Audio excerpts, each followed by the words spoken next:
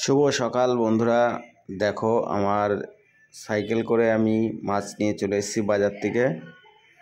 আর মাছগুলি এখন পাতা হবে দোকান, মাছগুলি খোলা হচ্ছে ড্রামটা। লাটা কত করে কিনেছি? লাটা কিনলাম 170, 250, বড় 150। আমি লাটা বিক্রি করে আনলাম না,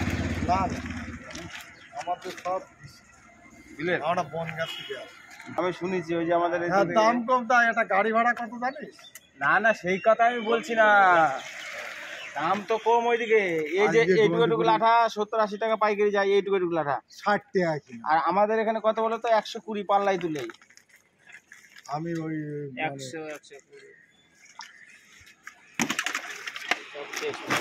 এই যে মাল দেখো, এই যে কেমন লাগছে বন্ধুরা বিলের মাছগুলি একটু কমেন্ট করে জানাবেন। নতুন বন্ধু হলে পাশে থাকবেন।